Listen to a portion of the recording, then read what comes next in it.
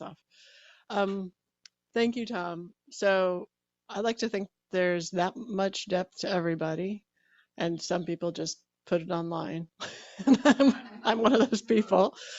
Um, but also, I want to say, in Tom, you all have someone who's an incredible planner.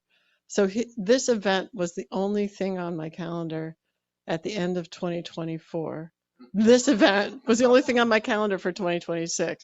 And so when it finally came to pass, I was like, all right, I guess I'm going to do that thing. Very impressive. Thank you.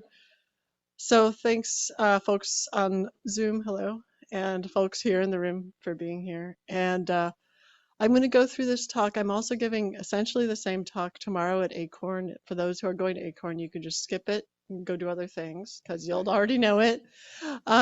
Or you can come if you're really into graphs. I'm going to show some graphs. So when we get there, I'll try to speak slowly. I know people don't necessarily love graphs, but the IONS group, you guys are kind of into science. And so maybe you'll be into it. We'll see. Okay. So here we go. Thanks for having me. Let's see what my first slide is. I think Dan over here is going to be in charge of slides, right?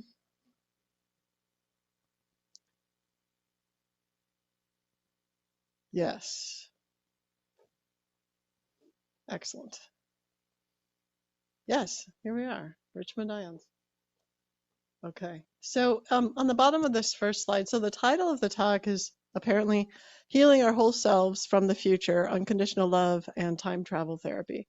Whenever someone asks me to come give a talk, especially if I'm giving, 2 talks in 2 days, I try to make them about the same thing or potentially the same slides in this case. And but I sort of make up the title on the spot.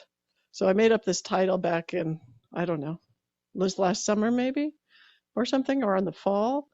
And then it forces me to write the talk because I made up a title that's new. So now here I have to write this talk. Um, so that's just a little insight into how I do things, which is I force myself in the future to do things that I know that I should do. On the bottom here, there's a picture of TILT, which is the Institute for Love and Time. That's our logo. That's a nonprofit that I started with Wolfram Alderson in 2019. It's a California-based nonprofit. The Institute for Love and Time, the acronym for TILT, confused people for a long time. We've done some really amazing things, which I'll tell you about, but the acronym has confused people. What does time and love have to do with each other? It sounds very abstract. So we are changing it to Applied Love Labs, the acronym of which is ALL, A-L-L. And I just wanted to announce that here because I'm really excited about that change. It brings out what we were really trying to do, which is to apply love using a science-based methodology through technology to help people feel unconditional love, which is this powerful force that we used to only talk about in the world of religion. So in academia, I was raised in this like Unitarian Universalist humanist family. Everyone's shaking their heads, right? Because this is like a group of Unitarian Universalist like people, and in that world, there's a lot of room for thinking, but not as much room for mystical connection because that's considered like magic or something that's not rational and therefore not welcome. The world has changed and people are starting to realize that a mystical experience, connection with this, some kind of thing that we don't understand, is part of what it means to be a human and really, really important. And so I thought, well, scientists should be able to talk about this because this is a human experience that's profoundly impacting everything. And so I started to not only talk about it, but start to study it. What is the deal with unconditional love in a scientific sense? How can we understand what it does for people, how it moves people, what it is? And so that's that part of the story of what you'll be hearing. I know this is a long preamble. I'm sort of prone to those, but part of the story about what you'll be hearing comes from that place of realizing we're making a shift. Many, many people are becoming more secular, so people aren't talking about love as much. People are becoming more mechanized, robotic, um, surveilled because of social media through our own apparently addiction. So there's this there's this lack of discussion about something that's incredibly important and that holds people together. So here we go. Next slide, please. So this is, I don't know, this is a little bit of a poem maybe that I wrote about what is going on. So I feel like there's a way to heal ourselves from the future. So healing ourselves, whole selves from the future, folding our past and future selves into our present, guiding our healing by moving in deep time. How to do it: mental time travel and unconditional love. So that's the poem story of what I'll talk about today. And this is me. Um, this is me in our old farmhouse in Libertyville, Illinois, back in 1974, I want to say. And I don't know what I'm thinking there, but because we're talking about past and future selves, I sort of want to take you through what was going on in my life. I look very engaged and very intense, right?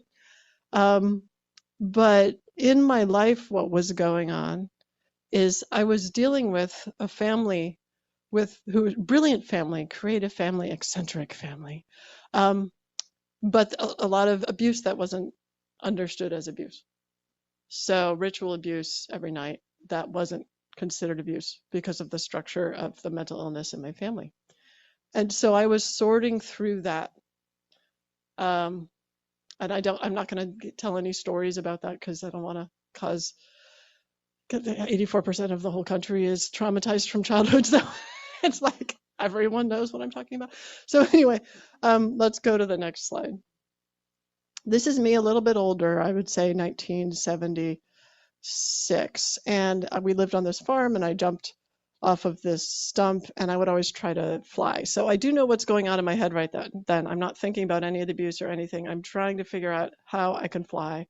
And I did this repetitively for hours, like if I hold my arms the right way, if I wear a jacket. So that's what I'm thinking there. Okay, next one. This is my sister and I, a little older. We're playing some kind of game with the well. That's the well. That's the rock over the well in our backyard. And I'm about 11. And at this point, I've been singled out at my school as someone who is testing too far above the grade level to be comfortable for anyone. And no, I mean, like, they're like, So she's too smart and we don't know why. um, and so what's going on in my mind there is my sister and I figuring out how to make up a game that's more interesting than the day before. So every day we would, try to make up a better game. And I'm also navigating my sister. She's a few years older and she's starting to go through her mental illness, which is her story to tell, which I won't tell. But anyway, I'm sort of noticing that. Next slide. This is me 2 years ago giving a talk at the Scientific Coalition for UAP Studies in Huntsville, Alabama. In this slide, I'm thinking about how to bring together the room. So half of the room is left-leaning, roughly half of the room is really, really right-leaning and really, really left-leaning. So we have these sort of extremely different political poles, and how to speak in a way about stigma and taboo around the field of UFO research, of which there is plenty, that would help bring people together and help them understand, look, everyone's facing the same stigma and we have different opinions about where it comes from and how it operates. But in fact, we're all dealing with trying to be heard or trying to understand something. So that's what's going on in my head there. The reason I'm telling you all these things that are going on inside is that we're so used to looking at the outside that we sort of often, I think, forget, especially these generations coming up that are social media-ing all the time. And actually, we can't blame them because most of the people in this room are addicted to our phones by now. So there's this gradual forgetting of understanding that what's going on inside of someone is the magic. And that's the stuff we don't see. And that's the stuff that changes the world. And so that's why I want to tell you about that. But I also overlay these. You can see I've overlaid these photos one on top of another. If you can go to the next slide. One way we often think about life is like this. Oh, I was a kid and I grew up, et cetera. And then this is, pretty recently, et cetera. We think of this linear path. But that actually, based on my research, that actually doesn't bring as much wholeness or strength in a person as overlaying those times and saying, I am all of that.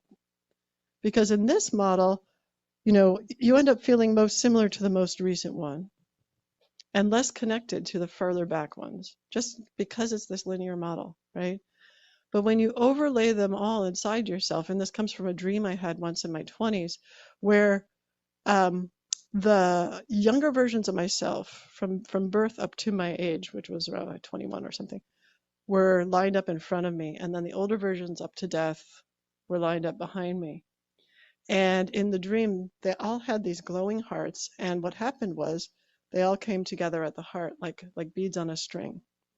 And when that happened, I felt like in the dream, I felt, here I am strong. Like I am all this. I'm not just this that you see right now. I am all this. And we are all of this. This is why these things drive me nuts. But also I seem to be doing okay with having it there. So I'm going to see if I can keep going. So yeah, we are all of this. And this strengthening of the inside is something each of us can do towards healing. So next slide. So the way I think about it scientifically is I came up as a cognitive neuroscientist, which means I'm interested in the relationship between the mind and the brain. And I worked in my postdoc in a vision slash auditory, but mostly vision neuroscience lab. And the way you look at a picture, like, so there's this, food, what do you call it? A foodscape? It's like a landscape of food. This is a painting, and you can do eye tracking and follow where someone's eyes go. So you can see 1, 2, so they're starting at the fish and going up and then over to the wine and then down, et cetera, and then to the bread. And that's the way we normally think about how we look at a picture. We're used to that, right? Notice it's nonlinear.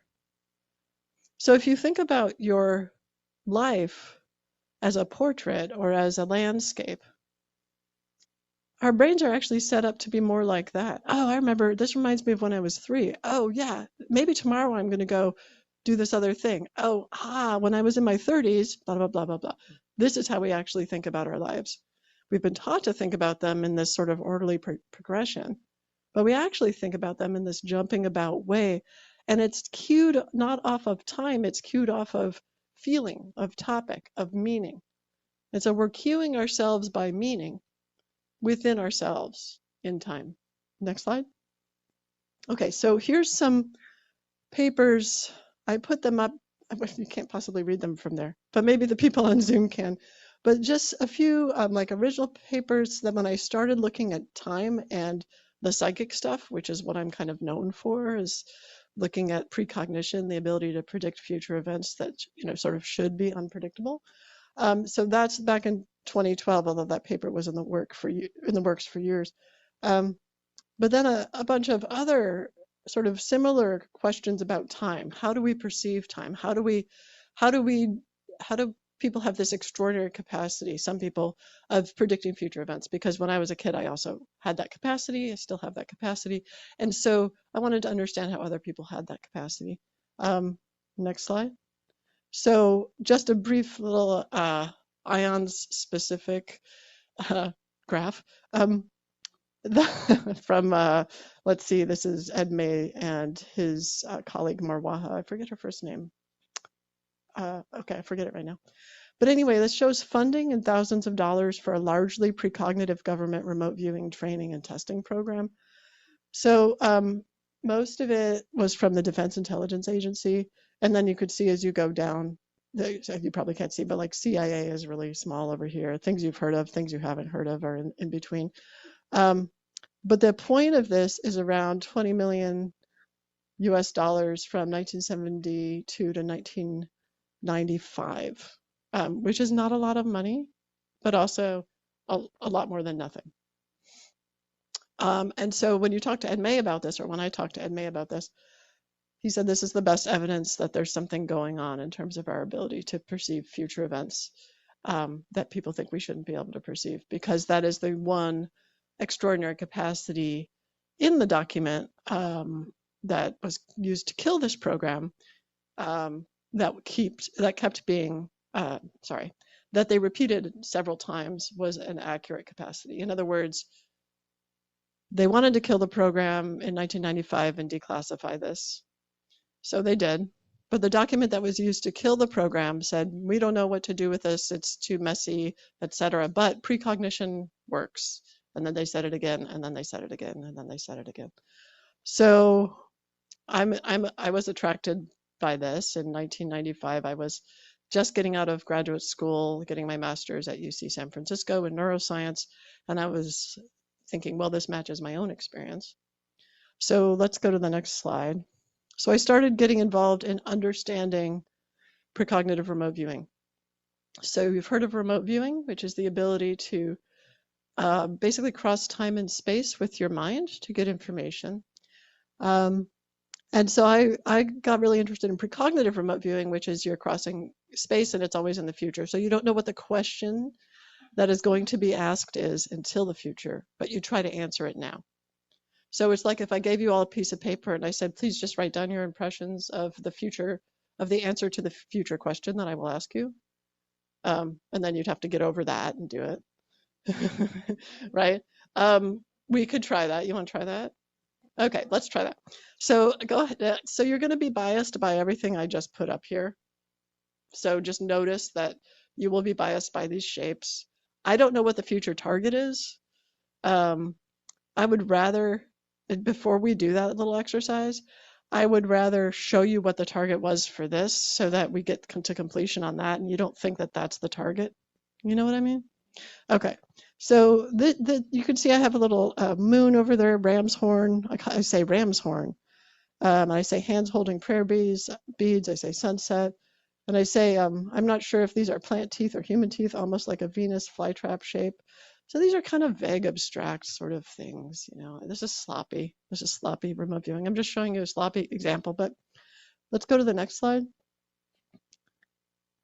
This is the target, which is this young man. He's reading a book called Power of the Unconscious Mind, and he's looking up in sort of a place of, in my opinion, a little bit of awe or reverence. And so, yeah, you know, I got some part of that, like ram's horn, you know, he could be Muslim. So that's interesting. There was the moon there.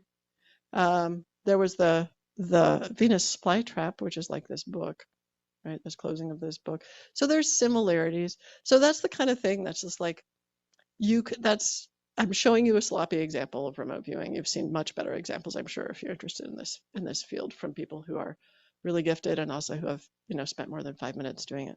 So, but I feel like this kind of precognitive remote viewing has taught me that not only in me but in many other people, there's a sophisticated non-conscious way to access deep time. And what I mean by deep time is this time that's going on inside of us throughout our lives that is cued off of meaning, that's not cued off of chronology. So now we can go ahead and do that little quick remote viewing experiment. And you don't need a piece of paper. You can just close your eyes for 30 seconds if you want, and just see if any images or words or feelings or colors or ideas come to you. The biggest tip I have for remote viewing, besides the things I'll talk about in a second, is to stay in your own address. Don't try to go out of your body and get the information. Just try to stay in your body so that the information can come to you, so you're at your home address.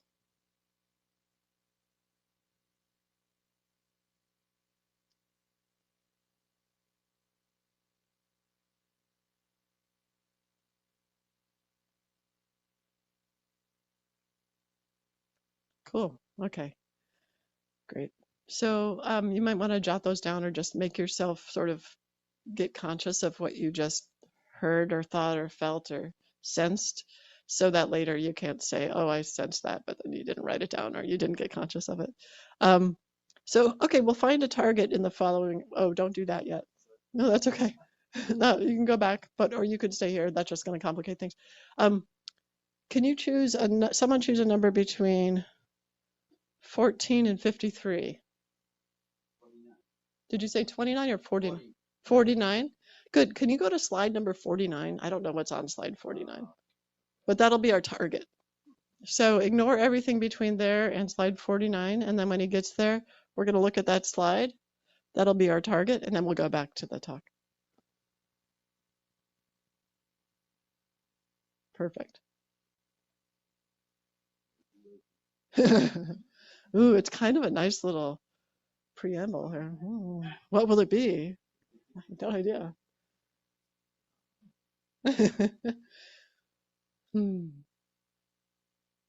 What I've noticed with precognitive remote viewing. There we go. That's the target. You see that rainbow thing with the trees in it? That's the target. Cool. Did anyone have an experience related to the target? The 3 over there, it was going in waves, and the 2 there and that one, and this one, yeah. Yeah. Does anyone want to say what your experience was? Yeah. Tornado in a bowl. Which is what you dreamed last night.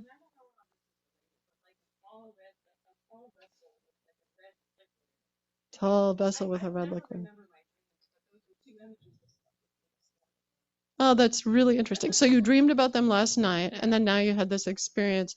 Yeah, that'll solidify it. So if you think about how things are working in time, if your future self is like, wow, I got that target, that's a really positive emotional experience. And yeah, the swirl. Yeah, yes. I had something similar to that with an arrow going through. Something similar to the swirl with an arrow going through. Cool. Cool. Yeah, like the energy. Yeah.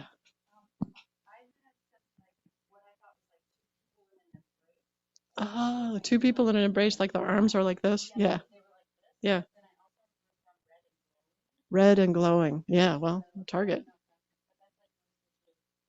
Well, no, there's like a ton. There's a ton of red in there. What are you talking about? Yeah, red bottle. Yeah. Red circle in trees. So over here, the energy was like right over here, apparently. Okay. Yeah.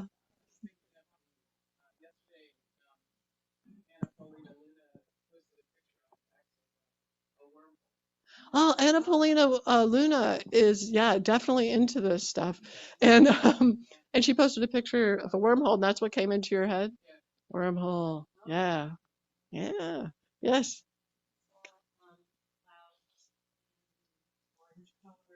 Wow. Dark fabric. Yes.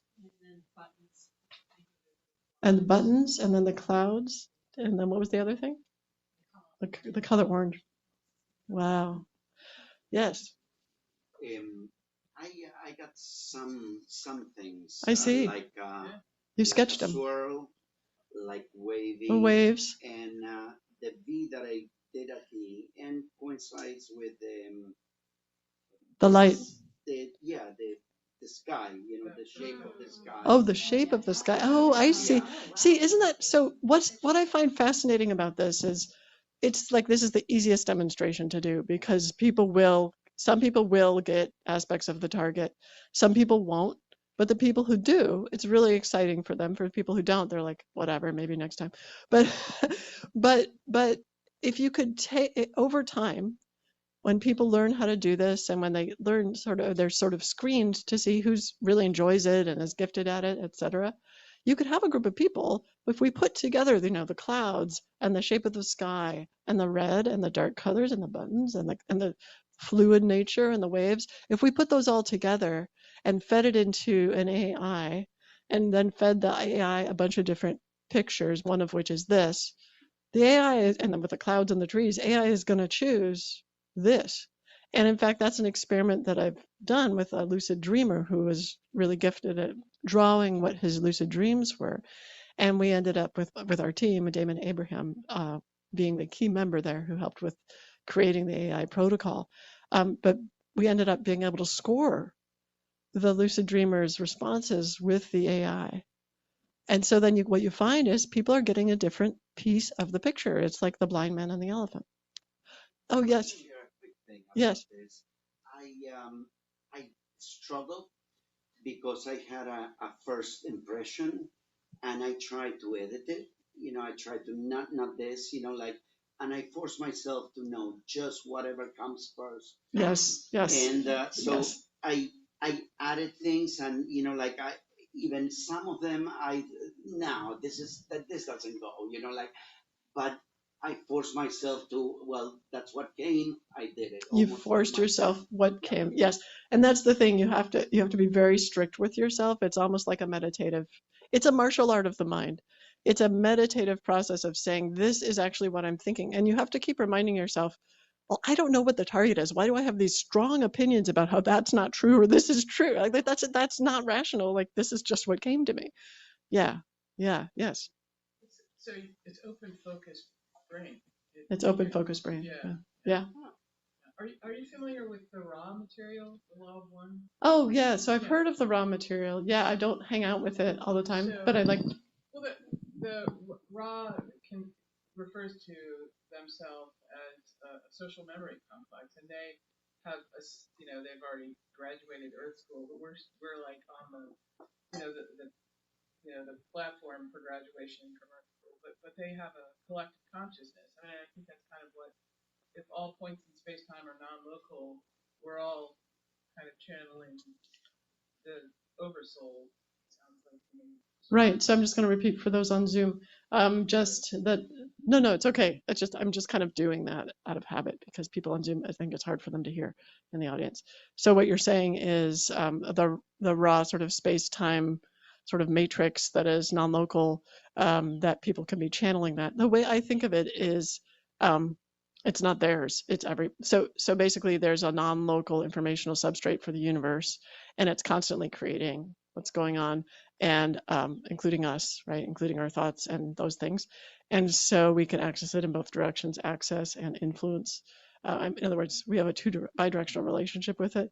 So I don't think it belongs to anyone. But other than that, I'm right on board with that. Yeah, that makes sense. Okay, so let's go back now. I know this is a little irritating. Let's go back to, sorry, Dan. We'll just work out here on the slides. But it's kind of the way I think about time too, right? We were on a 12 or 13. Yeah, I think there we go. Boom. Right there. The bottom slide with the one with the weird cone. I'm going to talk about light cones now. Okay. Yeah, this is a physicist's idea of what we're talking about. So, I mean, this is how I think a physicist would think about it, not a physicist. But after talking to physicists, this is what I think. Physicists think about this thing called a light cone, where it's shown here in 2 dimensions because it's hard to show 3 dimensions on a slide. Super hard. So here, there's 2 dimensions. You have space in this horizontal dimension, and you have time in this vertical dimension. And you can see the world line, which means the marking, if you're like stand outside of the light cone, so you're like, it's a God's eye view of time, sort of. In a sense, even though, this red line is sort of tracing out the moment of birth to the moment of death of a moving observer. So like you or you or you. We all have our world lines, right, in space and time. And the present is the sort of nose of the light cone. So I think of a light cone going down like this and then up like this. And so your nose is at the present. Okay, next slide. That's how physical objects can be looked at in the light cone. So now I want to talk about mental objects. Mental objects do not have any rules about the direction that they're going. Physical objects are always going up because up is the future. Mental objects can jump around, as we've just discussed, right? So your mind doesn't defy the law of physics, your mind is not within the law of physics. The laws of physics do not relate to your mind. And so when people whenever you meet a physicist who has this argument that like precognition can't work or something X, Y, and Z can't work, if you're talking about a mental thing, they're full of shit. I mean, that's not what physics is for. And I've had this argument with my dad, and I finally won. Because and I just have to say, like, what is physics for? It's physical. That's where the word comes from. Mental stuff is not physical. So this is the jumping around, that yellow, mental time travel. So now I'm going to talk a little about mental time travel. Let's go to the next one. Can I make a comment about that? Yes, please.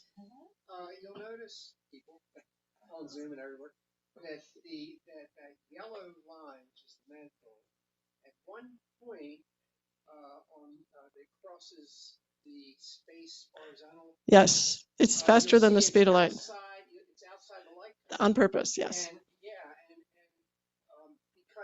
what the light cone is, because I know about this, is the speed of light. It's the 45 degree. The physical world cannot go faster than.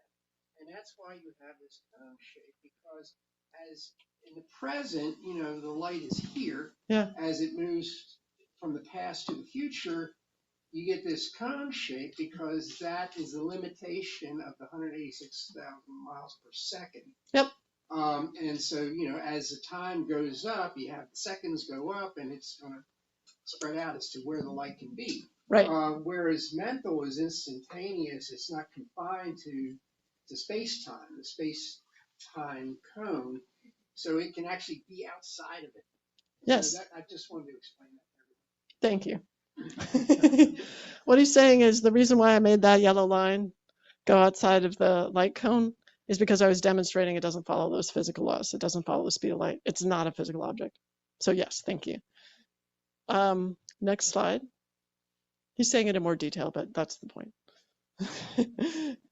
I want to talk about mental time travel and unconditional love as a life guidance aid. And then later I'm going to talk about mental time travel and unconditional love as a healing aid, because I think they're the same things. But the life guidance part is going to be about intuition / precognitive capacity. So let's go to the next slide. So in order to ask this question scientifically, we need a scholarly definition of what unconditional love is. And so I worked with my amazing team, and we came up with one. And it definitely sounds scholarly, and I'm going to give you a shorter definition soon. Unconditional love is the heartfelt, benevolent desire that everyone and everything, ourselves, others, and all that exists in the universe, reaches their greatest possible fulfillment, whatever that may be. This love is freely given, with no consideration of merit, with no strings attached, with no expectation of return, and it is a love that motivates supportive action in the one who loves. Okay, that's the definition we came up with, and we created an assay, which means a questionnaire, that has 4 questions about to what extent you feel this, and you can respond, very much, etc. In this particular moment, do you feel it towards yourself? Do you feel it towards other people? Do you feel it towards animals? Or do you feel it towards the device on which you are making these responses? Because it's always on a computer screen. And so turns out the device one is really, really telling. So if people are feeling unconditional love towards their device, they're in a really high state of unconditional love.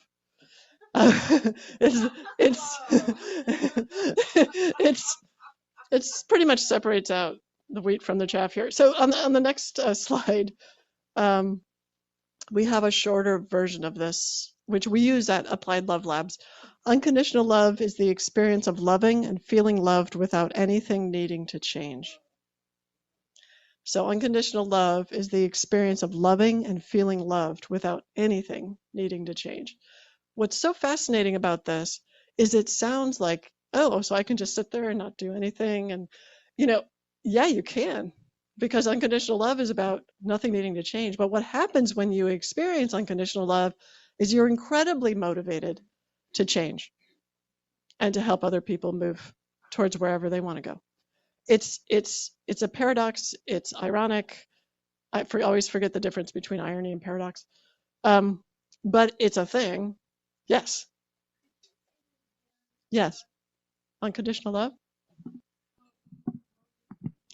So it's a mystery to me, but what happens is when you're feeling unconditional love, so in this definition of feeling loved and loving without anything needing to change, anything. It's like an incredible motivator to change. Because it's sort of like nothing is contingent on the change, right?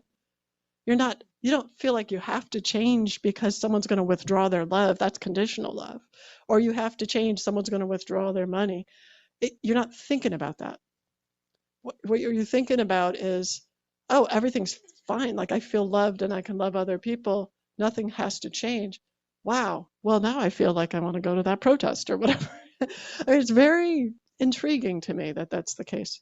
Yeah. Yes. Sorry. It's like coherence and incoherence. So Tell if me you're more. in the field of unconditional love and you have an aspect of incoherence, you want to shift that to be in the coherent state.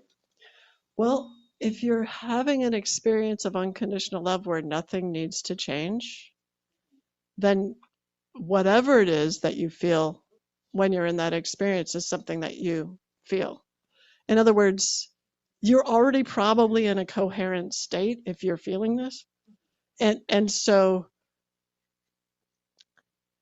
it's just so hard culturally because culturally, we are so, especially in groups of people like this, so you're like earnest seekers who are trying to do good in the world. This is how I'm going to define the IONS Richmond group. I'm sure there's more than that, but like you're earnest seekers who are trying to do good in the world.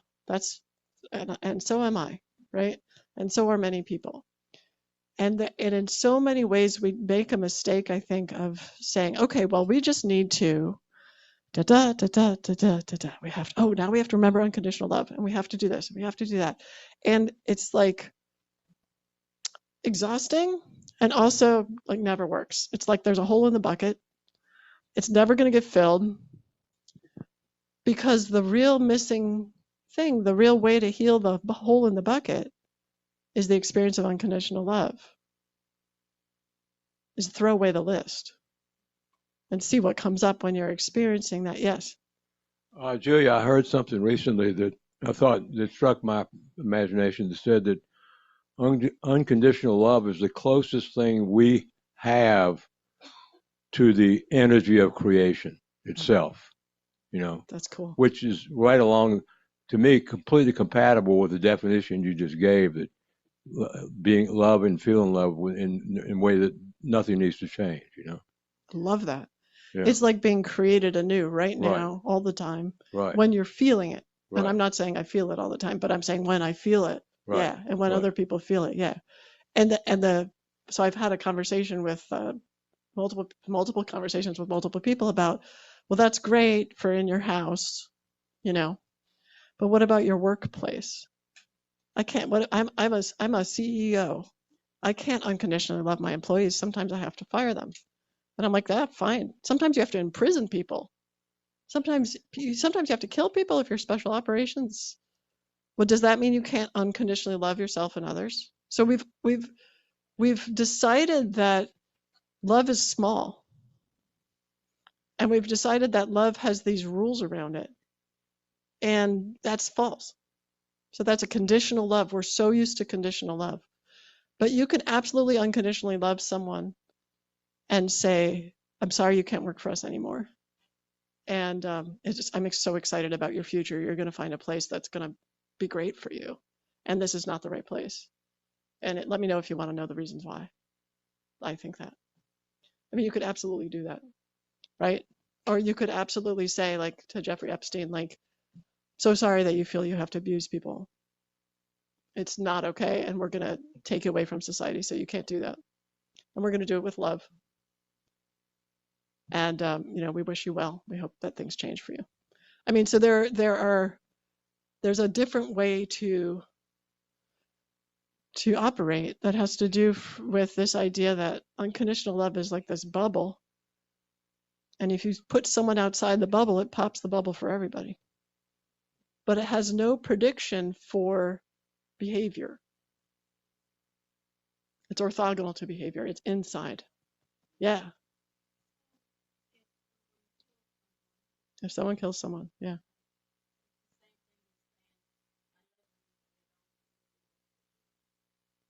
Yeah, I mean, so it's really great for boundaries.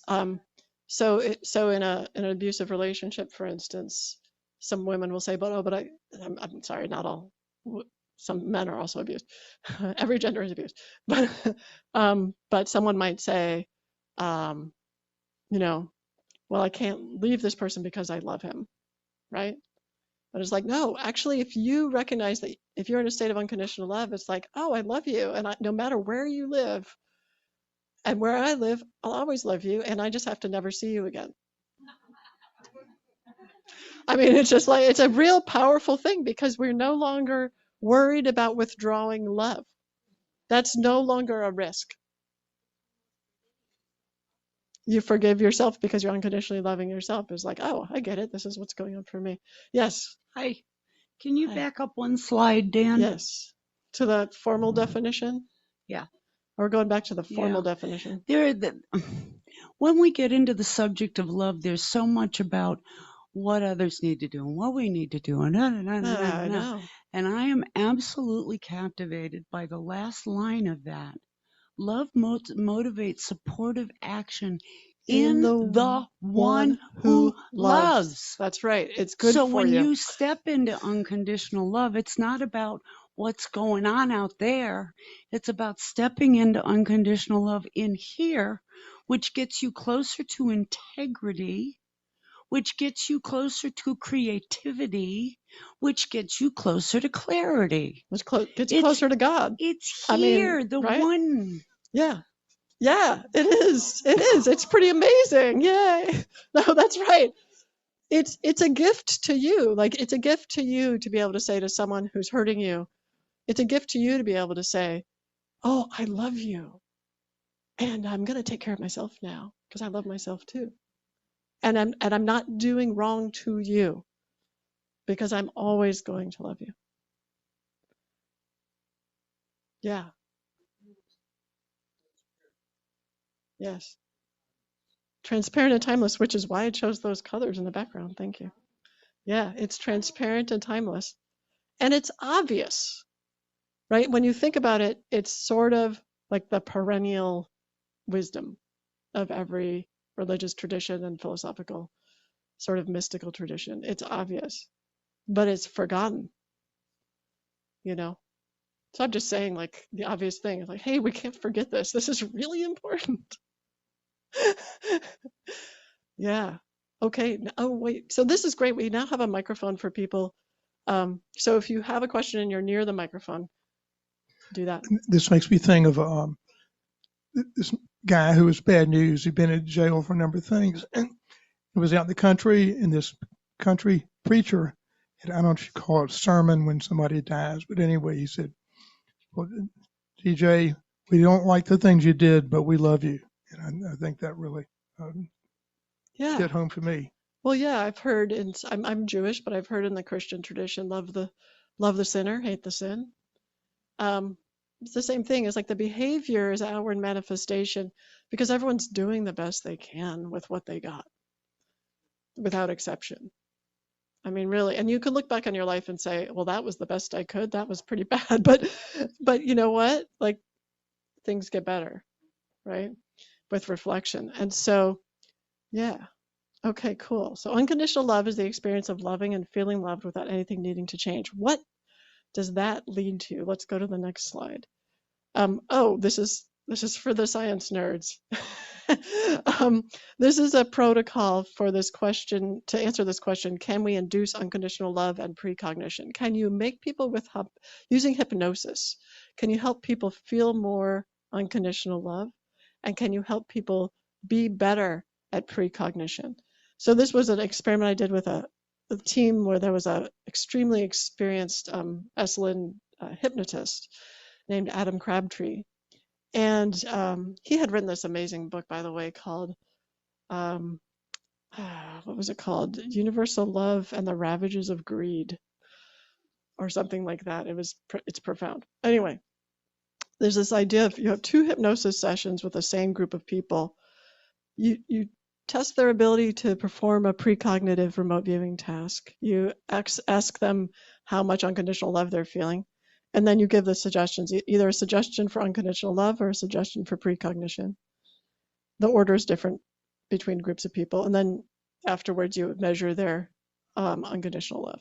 Okay, so let's go ahead and look at this.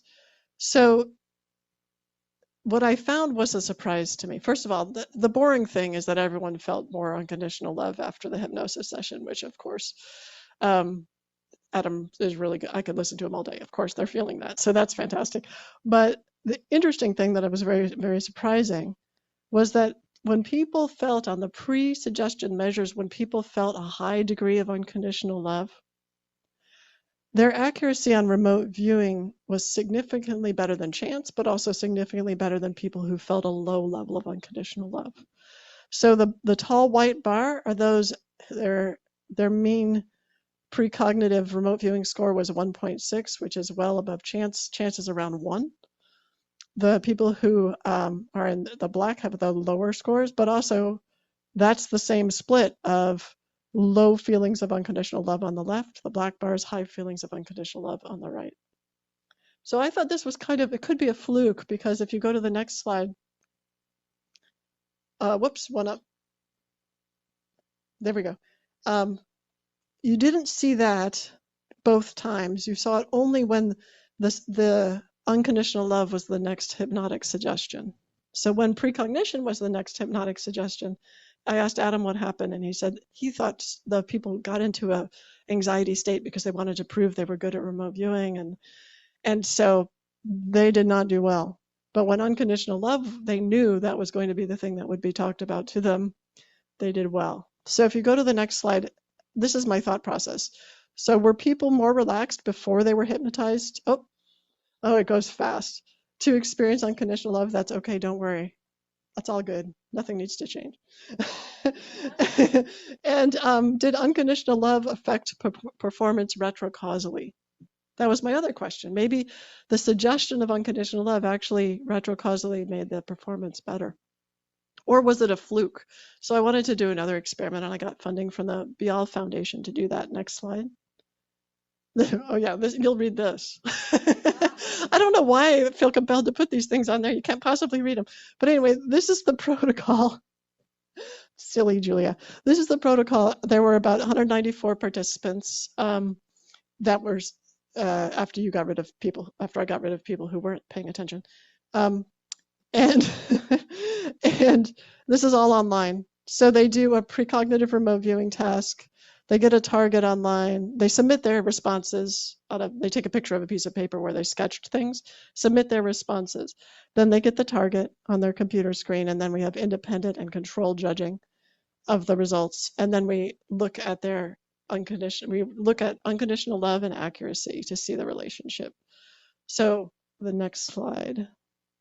So people with low unconditional love scores, which is most of the people, are in blue.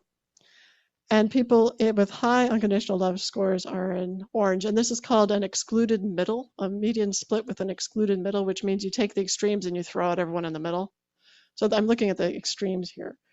And the score raises. This is the remote viewing score. -1 is kind of like opposite, psychically opposite, like you get the wrong target above chance. 0 is nothing. There's just, you didn't get any of it.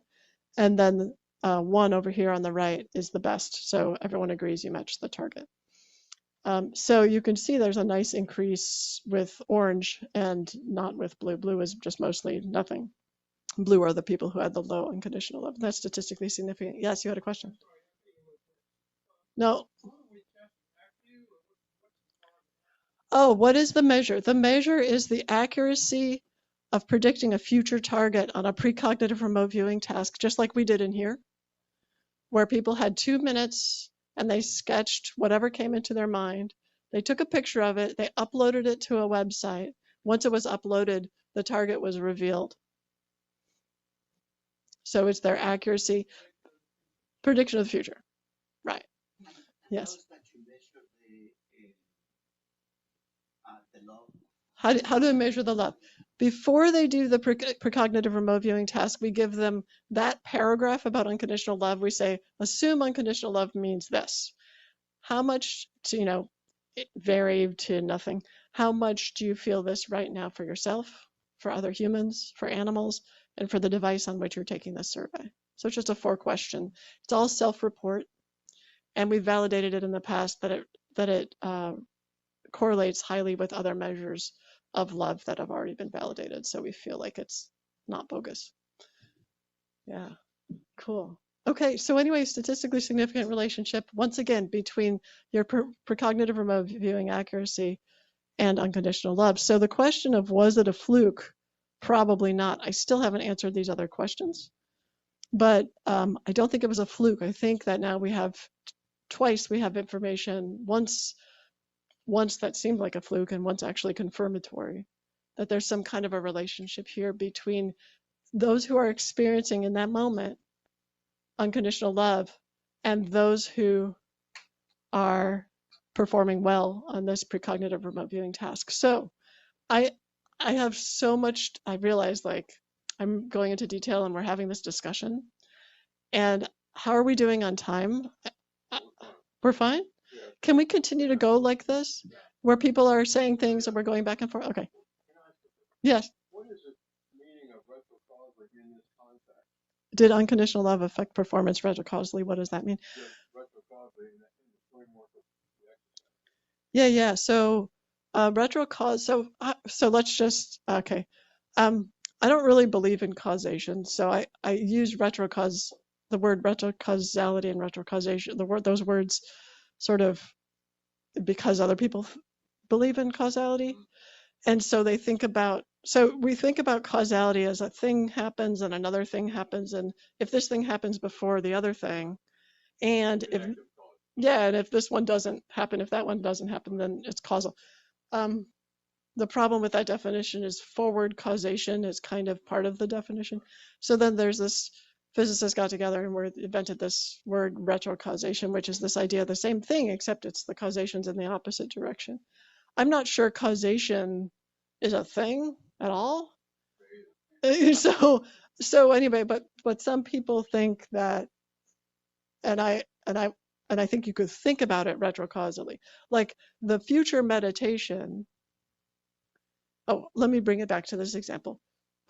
Your deal where you dreamt about this target, apparently, or something like the target, and you don't usually remember your dreams, but you remembered that, and then you did it again with the remote viewing here, and then you saw the target.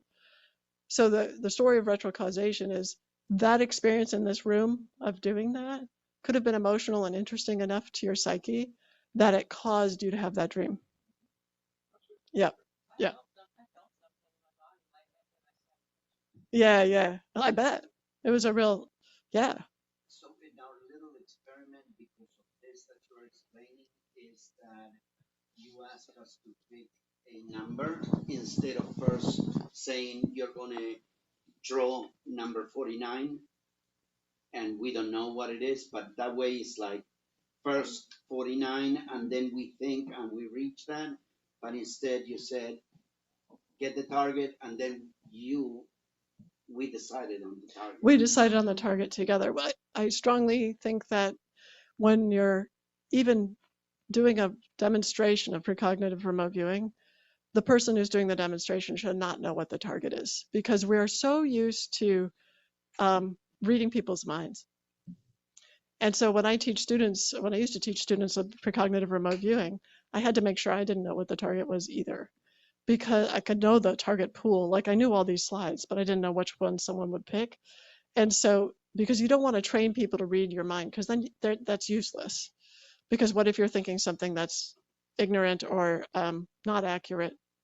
Then if there's a missing persons case, and that person is working on a missing persons case, and they're being asked to psychically figure out where a person will be found, then they're going to read the detective's mind, and that's useless because the detective is hiring them, right? And so, yeah.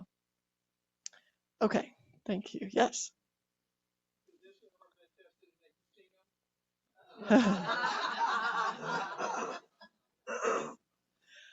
Yeah. So,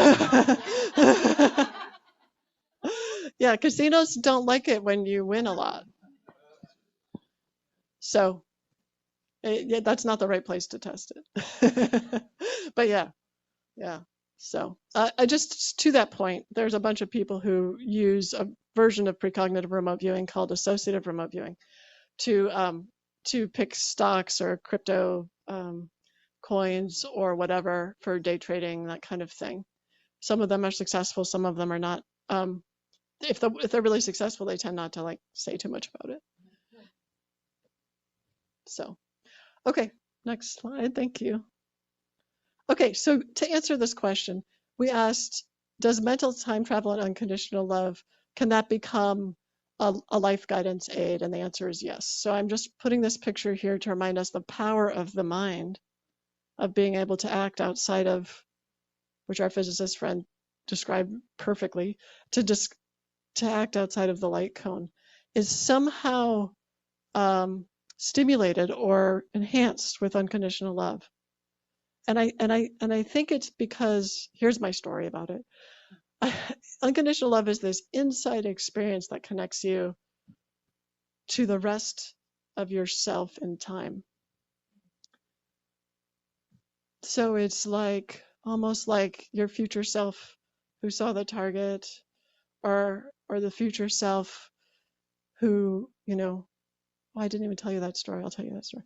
But anyway, it's almost like your future self is in contact, and therefore it's an easier task.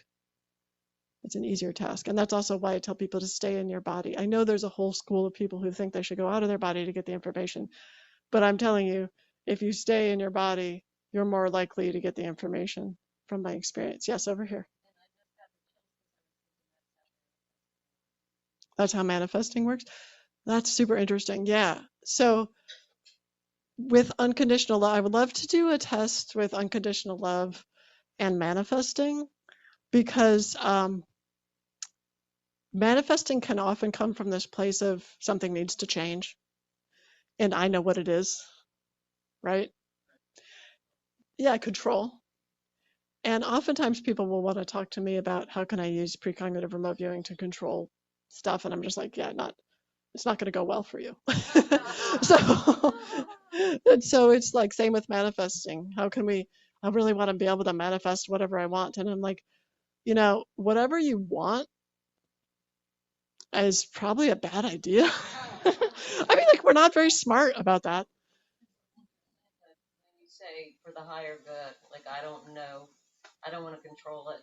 Like I felt it worked a lot. It's getting stronger with me, but even with bad situations, I just say whatever the higher good. I might not have any win in this. Exactly. And so when manifesting comes from just paying attention and making requests out of unconditional love, that's a whole different story. And it would be really interesting to look at, sort of the success of manifesting in states of unconditional love and not, because my guess is it works just like the other direction of receiving information. It's like this bidirectional relationship with this informational substrate. Yeah. Yeah. Very cool. Thank you. Yes. Well, these grants with unconditional love, how do you know were they all hypnotized, or do you say, do you love unconditionally, just yes or no? It's self-report. So the deal with unconditional love is there's no way from the outside that you can determine that someone's experiencing unconditional love. And so it's all self-report. And so I grew up in the world after my master's in neuroscience. I got my PhD in psychophysics, which is the psychology of perception. And one thing that you learn in psychophysics is that people actually are quite reliable when you ask them the right question. You give them the right definition, you ask them the right question about what they're experiencing, you can get replicable, accurate data that makes a difference. So I know that we live in this world where, operational definitions, which means anything you could determine from the outside, is what's important. But I think that's a bastardization of psychology. Psychology is about what is going on the inside. And yes, it's great when you can hook up what's going on in the inside with something in the outside, but the phenomenology of what humans experience is what changes the world. And most of it is very difficult to measure from the outside. So I personally, I use self-report with proper definitions and see what happens. And what happens is you can find these relationships, replicable relationships with human behavior and other self-report. So I think I'm very strong on this because I see what psychophysics was doing. So the field of psychophysics put the word physics in their name so that they could withstand the last 150 years or so of behaviorism. I mean, so it's a way to smuggle psychology into the future and respect the psyche and then still be called a scientist. And that's what psychologists have had to struggle with, and they still struggle with this ever since, is this: you're not a real scientist. But now, thank God, you talk to physicists, and physicists can't even understand what time is. They don't agree on what time is. And so, sorry, if you can't agree on time, but you're going to use it in your equations and tell me to shut up and calculate, then I'm just like, okay, you guys got to get your crap together. And so, and so I have a strong response to that. Yeah. Yeah. Yes.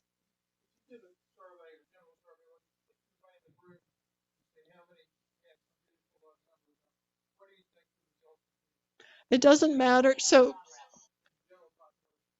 on that particular questionnaire, if people were um, in a state where I asked them to just be honest, and then they were going to do some other task, which is like a key. If it's just the questionnaire, then the focus is on the questionnaire, and you get different responses.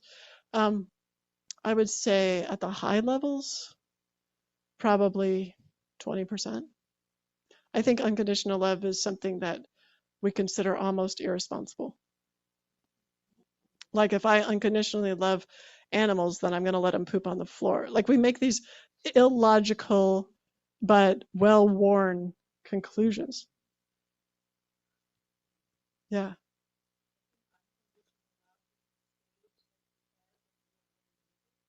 Yeah. Yes. Yeah.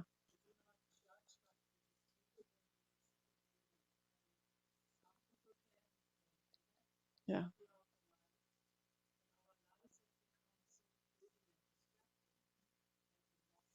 Yeah. Yes.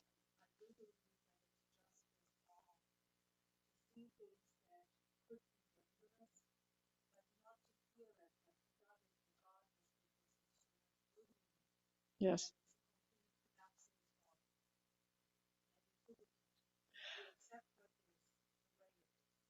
All right, let's talk about that. So first of all, what you were saying about the childhood experience of unconditional love. Some children do have that state of awe, and I think more children have it than adults. And I think this part of this mental time travel, which is a great segue to the next part of the talk about accessing that, right?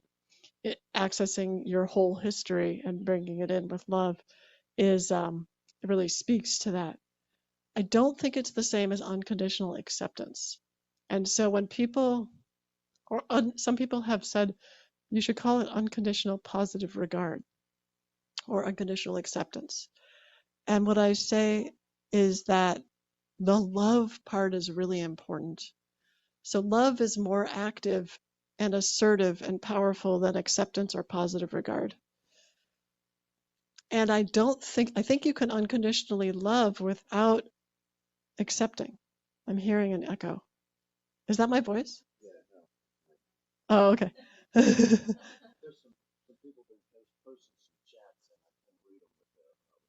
Oh, oh, oh, okay. Yeah, cool. Thanks. Um, so it feels to me like we are a little bit afraid of saying love. Like we want to say acceptance or we want to say positive regard because we're scared of saying love. To actively love a pedophile or to actively love Hitler, Like that's the work. That takes powerful work that's harder and sort of more important than learning to accept that Hitler exists, right? To actively love is powerful work. And I want to sort of protect us from this defense we have, which is to sort of dress it up into other words because we're scared of love. And I'm not saying that's what you were saying, but I'm just reminding me of what some people have said to me. And I just say, like, no, it's really hard. Like, I'm Jewish. Do I actively love Hitler? Like, that's what, to get in that space takes a lot of work. But it's such a rewarding space to be in because then I'm free, right?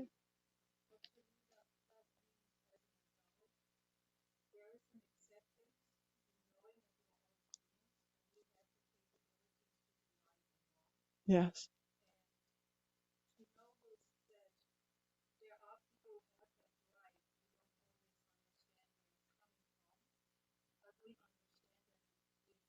Yes.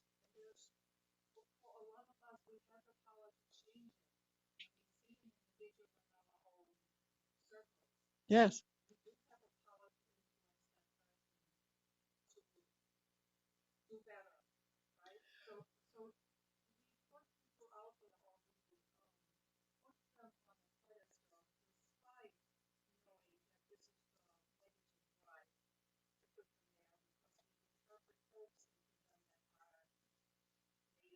We do all sorts of things. Humanity does all sorts of things that we can accept, absolutely. But what I'm saying is there's so much more power, real power, not false power, but real power in learning to not only accept but love what is without needing to change it. That's where the freedom comes from. So it's no longer like your job to go change someone else or yourself, which gives you great freedom to change someone else or yourself and great power. I mean, it's very, I can't understand that. And I think that's one of the greatest mysteries of life. Yeah.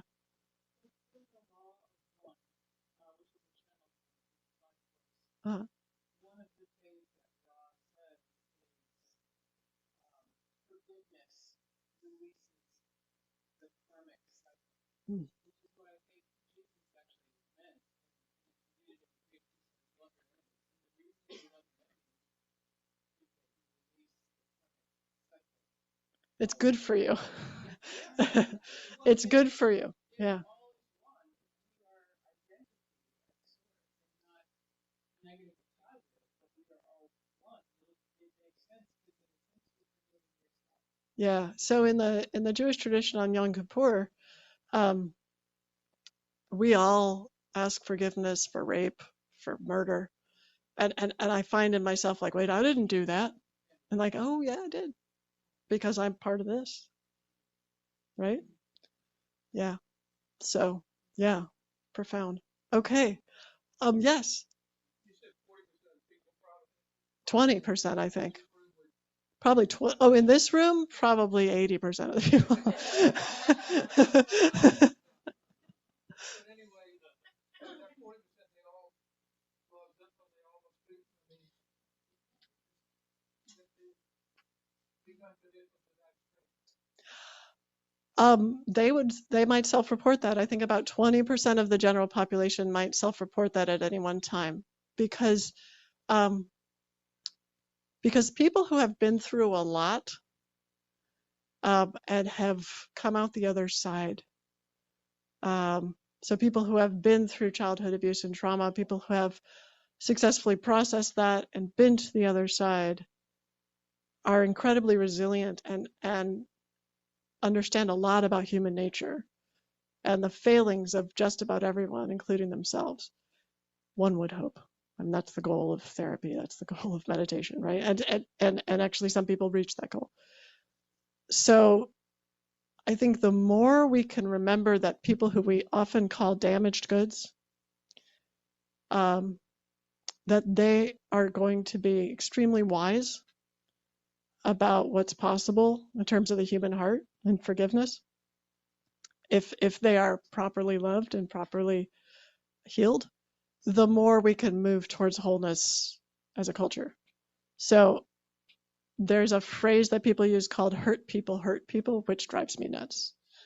Because it's meant to help you understand why someone might hurt you, that they might be hurting. And so you should understand that, not take it personally if they hurt you. I'm being glib about this. But hurt people sort of as a slam on people who have had difficult histories. And it's not actually true that hurt people. What's really true is unhealed people have a hard time. And how many of us are unhealed? Like, raise your hand, So, and so moving towards healing is really the goal here. You had something to say, yes? Well, I came in late, so I made this a portion of it.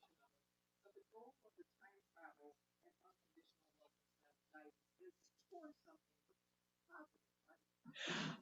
We just covered unconditional love. You're just giving me an. I got that part. Yeah, I know, because you're a futurist and you're leading me towards the next section. No, that's, yeah. No, that's really, no, it's great. This is, yeah, wait for it in slow motion. Okay, so, all right, great, thank you. So next slide.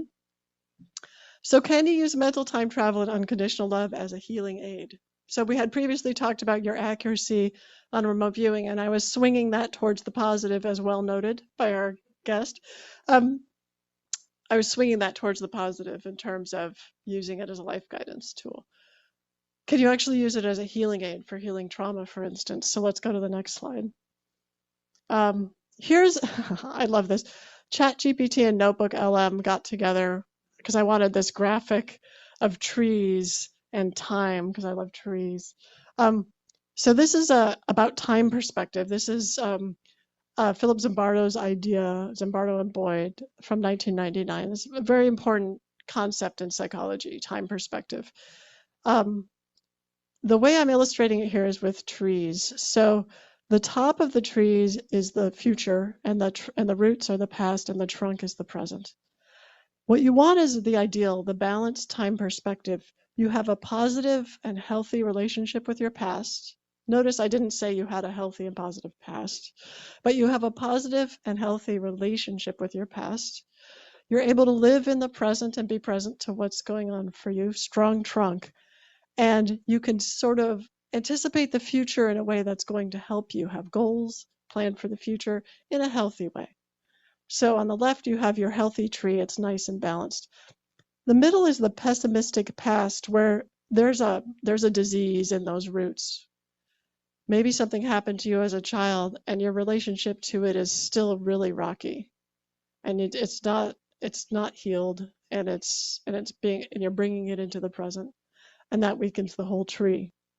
Or you could have, you're not really focused on your relationship with the past. It's basically fine, but you have this pessimistic future. So you can't see a future that's not miserable. And so you project forward this sort of misery, and then you can't grow the leaves required to keep the trunk and the roots strong.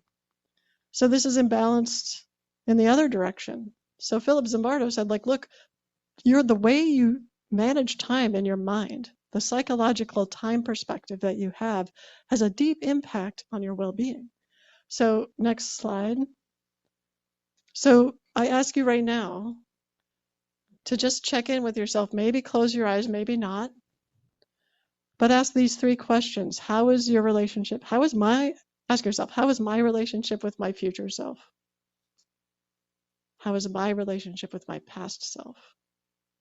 And how is my relationship with my present self? They all exist in your mind, just because they don't exist right now in this room, physically, but they exist mentally.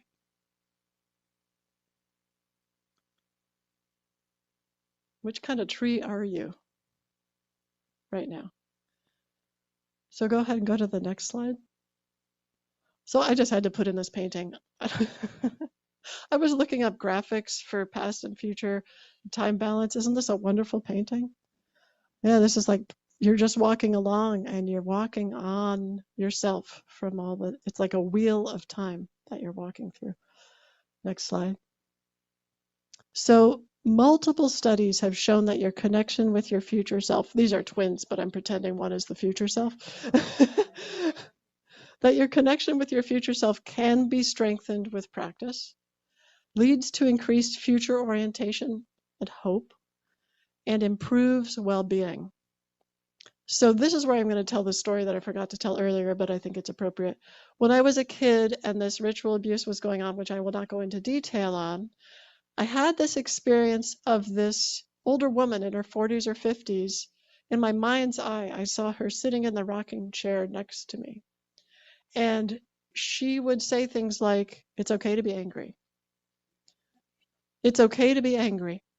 She would say, "This is a messed up situation, but you're going to be okay. And someday you'll thrive." And she would just say that over and over again. In my mind's eye, I like invented her as this character.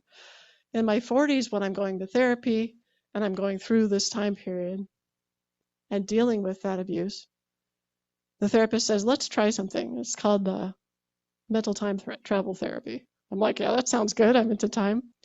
And she's like, "I want you to go back, I want you to sit next to that little girl and tell her what you would say, And so I did. And that's when I realized that was me. But also, as an adult, that's when I started to question, did I actually have that memory of myself in the chair, my future self in the chair when I was a kid, or did I make that up? And then I realized it doesn't matter. Because that whole circle, wherever it came from in time, however it happened, was healing.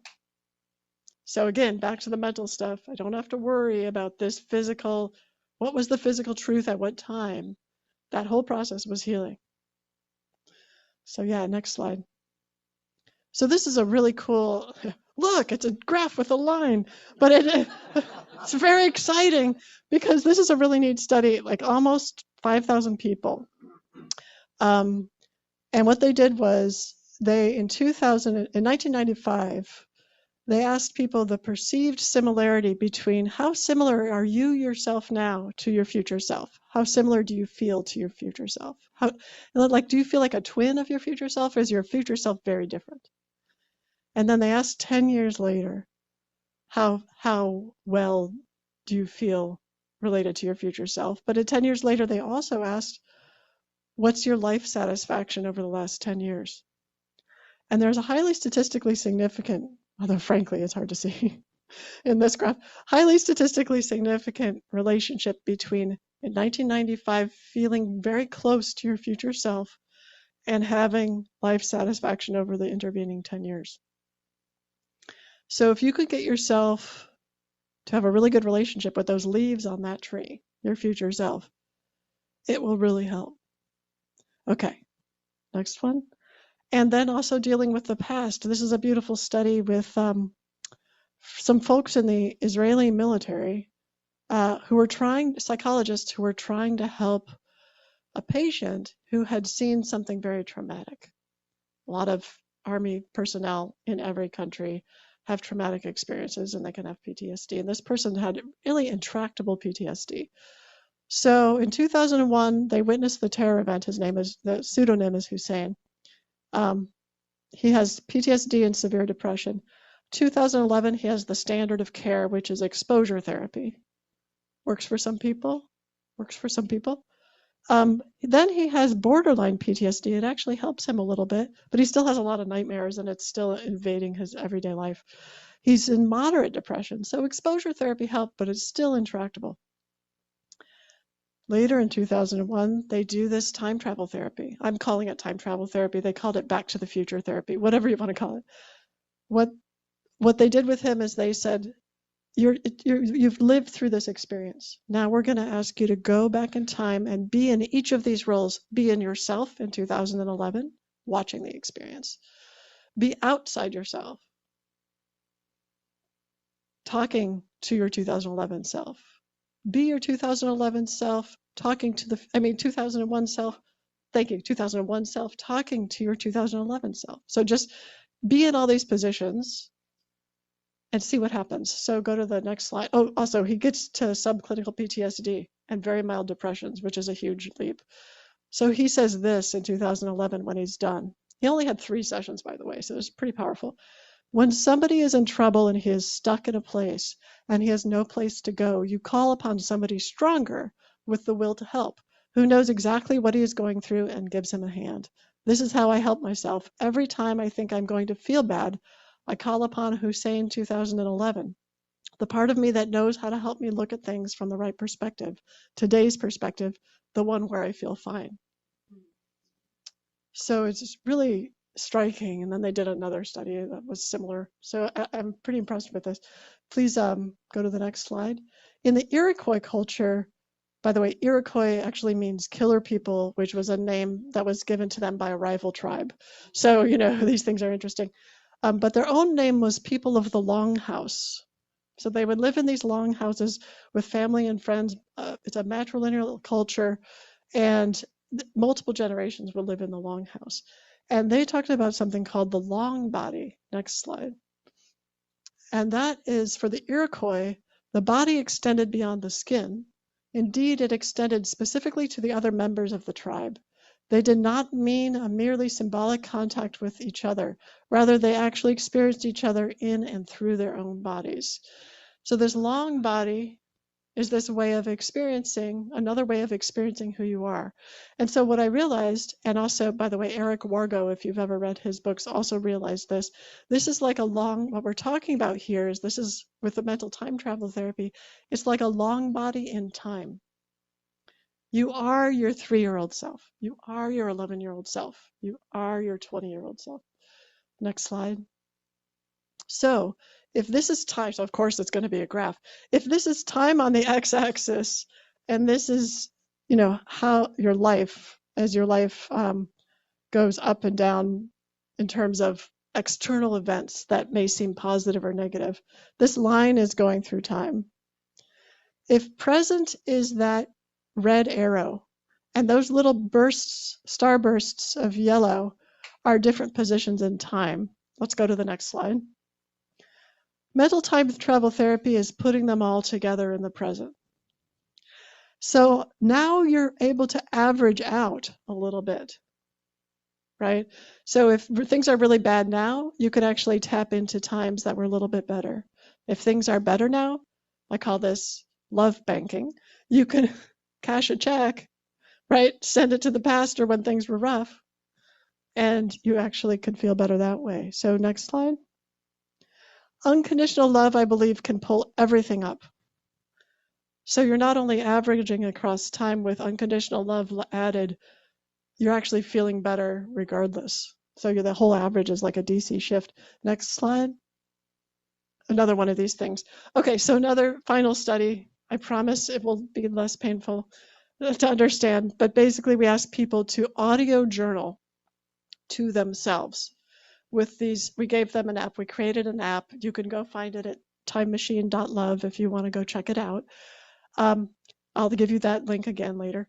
But we created an app that helped people talk to themselves. We gave them prompts like, what would you say to your past self? What would you say to your future self? Who could you have spent more time with as a child? Who could you have spent less time with as a child? These kind of things. And they did it over the course of 26 days. And then we measured their self-reported, several self-reported measures. And we can go to the next slide and I can bring you through those. So we measured 4 times through the 26 days. This group is, what we're looking at here is past negative thinking. So people just reported how they were thinking about the past, and we measured how negative or versus how positive it was. You could see over the 26 days, both groups, the black squares and the gray squares, so those are people, the black squares are people who had high childhood trauma and neglect. The gray squares are people who had lower childhood trauma and neglect. They're both thinking about the past less negatively. As you can see, the ones who've had higher childhood trauma and neglect are also thinking about the past more negatively on average, which makes sense because of the childhood trauma and neglect. So this is another way of validating that people aren't lying on these self-report right? Everything kind of matches. Next slide.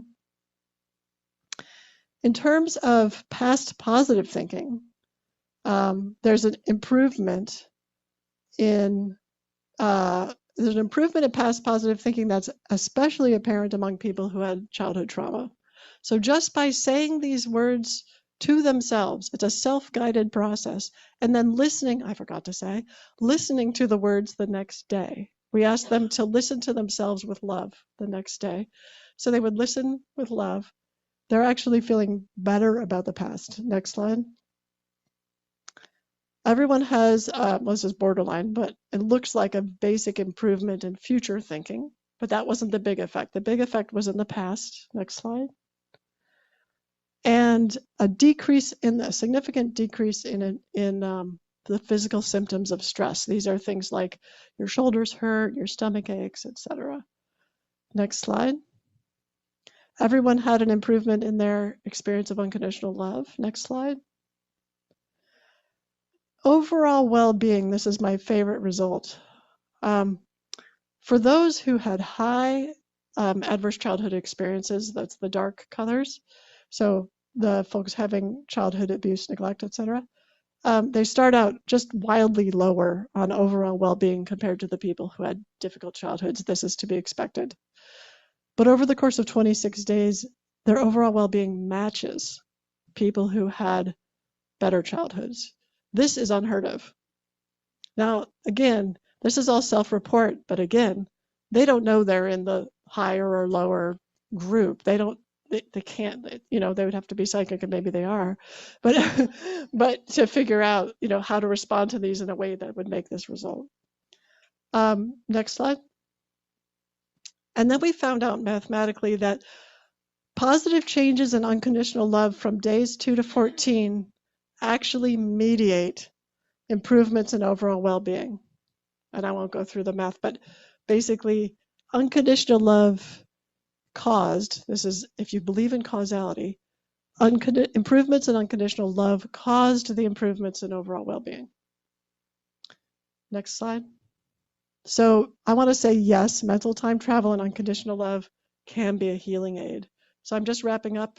Oh yes, you have a question? Seems to me like you're putting all unconditional love in one bucket. Maybe unconditional love for Putin, but do I have the same unconditional love for my parents? I mean, Yeah. It seems to me there are a lot of varieties. That's conditional love. So unconditional love is unconditional of the object that's being loved too. Putin is my parents. Right? Yeah, so conditional love would be different for Putin versus your parents. But unconditional love actually doesn't have unconditional love is like this bubble. If there's someone outside the bubble, it's not unconditional. So, right, it's not conditioned on, there's no object of love. It's like all or nothing. It's really radical, truly radical. Yeah. One of the things I frequently say to my clients is what doesn't kill you makes you stronger, which makes them want to smack you. But in EMDR, Yeah. the I movement we have a future template, which is like a future self, and then you're moving the eyes back and forth, and it integrates the hemisphere, which facilitates the physical speaking physics. But outside of the time loop is the future self talking to the present self.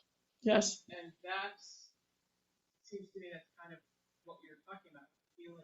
This is right. So I'm just going to summarize for people on Zoom. This is a clinical psychologist person, I think, who is talking to me about EMDR, eye movement desensitization. What's the R? Reprocessing. And also how this kind of almost like internal family systems type thing over time is the future self template that you're sort of going into. And yes, this stuff is not, this idea of mental time travel as a healing tool has been going on for like 20 years quietly in people's therapies offices. All we've done is turn it into an app and added the unconditional love piece. There's an app. There's an app. And in fact, one of the reasons I'm doing this talk is because all Applied Love Labs, this nonprofit that I started back in the day, is we were funded by the Robert Wood Johnson Foundation to create the app. So we did, and it's available Android, iPhone, and also just on the web. And you can get it at timemachine.love. And we want to partner with, we've been approached by APA Labs, so American Psychological Association Labs, to partner with them in their badging program, because we actually have data showing that the app works, which is rare. And it doesn't seem like it's going to hurt anybody, and we're not using AI. So yeah, and so we're using people's own wisdom, like it's self-guided. And so if there's anyone who is of means and wants to help donate to Applied Love Labs and get a tax deduction for your donation, we're looking for about $20,000 to go through the process with APA Labs and get that out there. So thank you for letting me do that advertisement. I appreciate that. Okay, so next slide. So yes, mental time travel and unconditional love paired together seem to be both a life guidance and a healing aid. So next slide. And so can you slide this up a little? We made it to the target. So what I want to say about this is sort of poetic, or trying to be. Seeing an experience from the outside. Our experience depends on available light that's outside, right? So the physics of looking at something, if it's a dark room, you can't see anything on the outside. So when you meet someone else on the outside, that's true. It depends on the available light in the room. So next slide. When you see an experience from the inside, our experience also depends on the available light inside. When you meet yourself, this is true, right? So next slide. When unconditional love permeates our experiences, we can better see ourselves, others, and all our experiences themselves. We can pull on the threads that lead to positive pasts and futures, guiding and healing as we move in deep time. Next slide. So timemachine.love, enter your time machine. And then the next slide. Thank you. So thank you to Richmond IONS, especially Tom Coates, the TILT, soon to be all team, Applied Love Labs, which you can get to timemachine.love, but also loveandtime.org, and the Robert Wood Johnson Foundation, Jim and Christina Grody, Hummingbird Fund, the Be All Foundation, Jeff and Leslie Olsner, Steve Fields, and a bunch of anonymous donors. Thank you.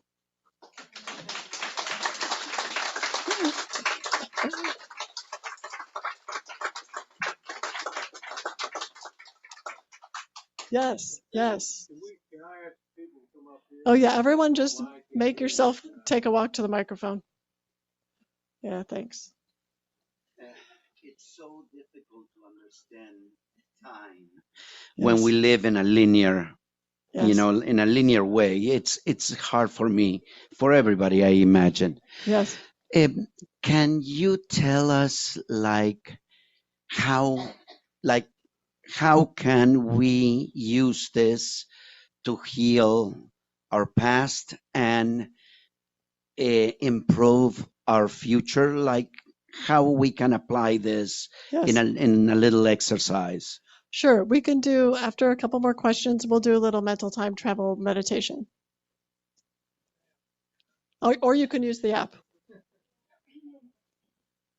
Talking about, can you all hear me? Unconditional love. My son loves Trump, but Yeah. I still love him unconditionally. But I don't love Trump unconditionally. So I guess unconditional love doesn't have to be the whole world. I guess it can be unconditionally to certain groups or certain people. No, so that's conditional love. So it's really, really hard work. So if your big person that you have a hard time loving is Trump, then it would be really good practice every night before you go to bed to see what it's like to try to unconditionally love Trump. Because I bet if you can unconditionally love him, he's sort of a cutout of someone who you feel like you really can't love. If you can unconditionally love him, that bubble is going to get really big. So you're looking for the people on the extremes to do the work to extend that bubble. Because really, again, Unconditional love is like a bubble. If someone's outside the bubble, it's not unconditional love. Yeah. Anyone online, if you'd like to ask a question, please raise your electronic hand so I can see it. I'm a fan of the telepathy tapes, Oh, and I was wondering if you could make a general comment about the relationship of your work with the work that's being done with the nonverbal autistics. yeah. So I was contacted by the telepathy tapes team, Kai Dickens, the creator of telepathy tapes and of the new film that's coming out. So for those who don't know, telepathy tapes is a podcast about it originally, season 1 of the podcast was about non-speaking autistic people and their potential extraordinary capacities that seem to be evident.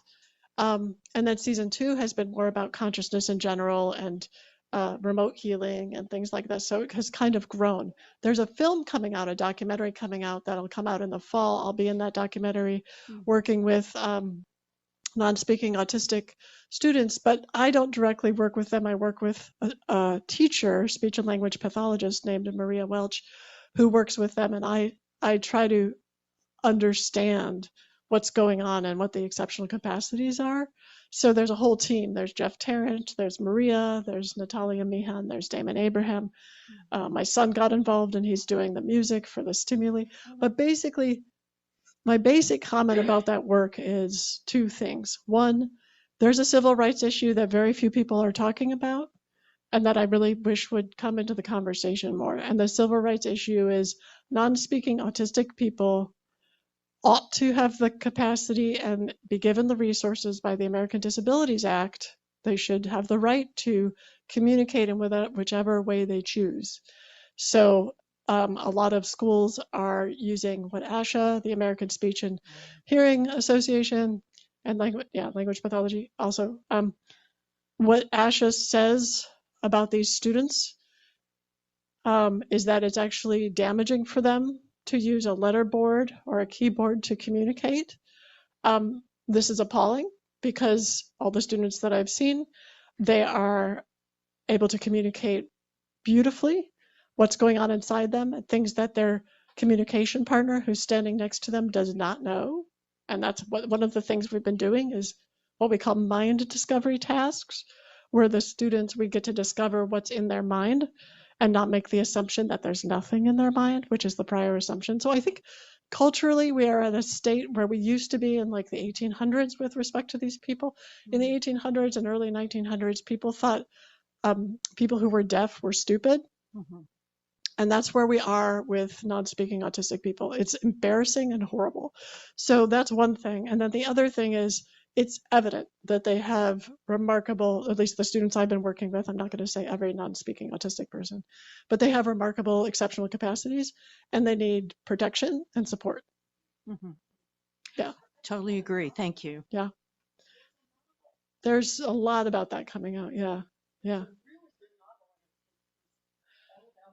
Yeah, there's novels, there's books by non-speakers themselves who have worked with their communication partners to communicate about the changes that need to happen. There's a whole group of non-speakers who are working on a movie together. And yeah, I mean, it's frustrating to see the way it's being treated, and it's exciting to see the changes that are going to be happening. Great. Yeah. Thank you. So Thank you for all you do with them. thank you. Thank you for everything.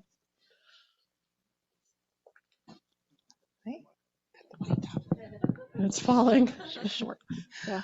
I have a question, I guess, or a comment, because unconditional love, to do this, one must have an idea of what love is. Yes.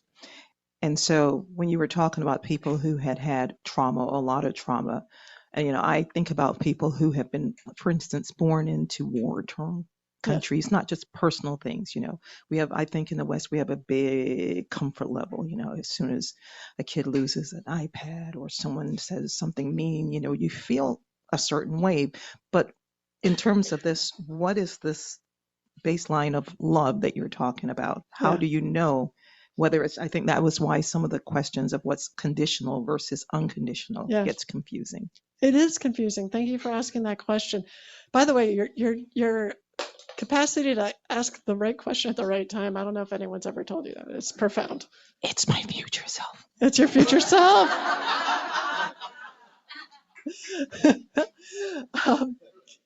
Yeah, so people, sometimes when I used to talk about this about 10 years ago, I started talking about this with respect to AI, because I was doing something called the Loving AI Project about trying to get AIs to help people feel love and also to love themselves. And that's still needed, by the way. We could still do that.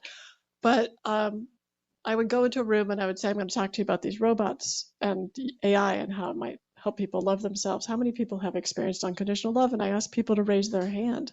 I defined it, and then I asked people to raise their hand. So let's do that here. How many people have actually experienced what I'm talking about? Yeah. So a lot of people. Yeah. This is a select group of people, many of whom have had mystical experiences that have to do with unity or this feeling of unconditional love. But it's how many people have it on a daily basis? Yeah, a little bit. Yeah, yeah, a few. Yeah. So that's more rare. And so they sort of feel like these highlights in our life when in fact they could be sort of the bread and butter of every day.